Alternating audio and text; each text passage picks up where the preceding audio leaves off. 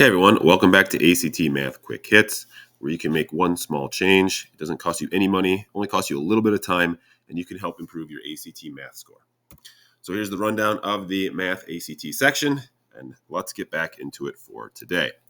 All right, so we have a really complicated expression here. So it says, which of the following expressions is equivalent to this x squared minus y squared minus 6x squared plus 4xy minus y squared?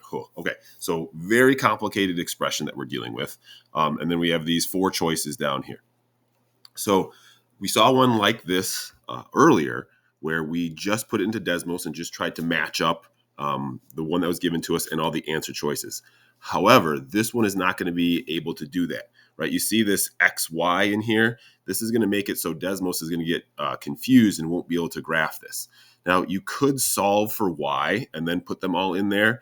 However, you would have to do that with this expression up here. And this expression up here is super complicated and would take forever for us to solve for Y.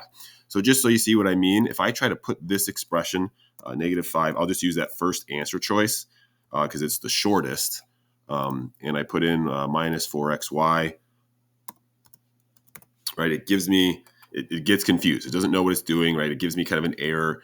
Try to add an equal sign to turn this into an equation. And I could solve for y relatively easy in this one, but like I said, all these other ones are going to be super, super complicated. So I'm not going to be able to do that. I even tried to like a workaround here and say, okay, well, let's make y equals, and let's just change these variables instead of x and y to two different variables like a and b, and then maybe Desmos could fight through it. But then it wants you to add a slider for a and b, which just tells us that, okay, I can change my value of a and change my value of b. But that's, again, not going to do anything for us in terms of finding these two pieces. Or it's just going to make it really complicated to do so.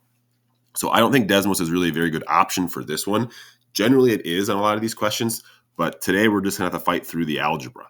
All right, so what we have to understand is, okay, when I'm subtracting this, I have a binomial first, and then I'm subtracting a trinomial. What we have to know is that, okay, I need to apply this subtraction to every single piece inside of here. I usually show this with like these distribution arcs. So what I would have is I would have that first binomial, which is x squared minus y squared, and then I'd have minus 6x squared. And then again, it had to be applied to everything. A very common error is to only apply it to that first term. And then I need to have minus 4xy, and then that last part is plus y squared. So we can just start going through and combining like terms. However, if I look at this, right, I see that I have a negative 4xy right here, and none of these other terms are an xy. Right? So if I'm combining like terms, everything needs to be the same in terms of those variable pieces and their exponents. So nothing is common with this negative 4xy. So I can't combine it with anything. So it is going to be part of my final answer. Well, if I go to my answer choices, there's only one answer choice that ends up with a negative 4xy in it.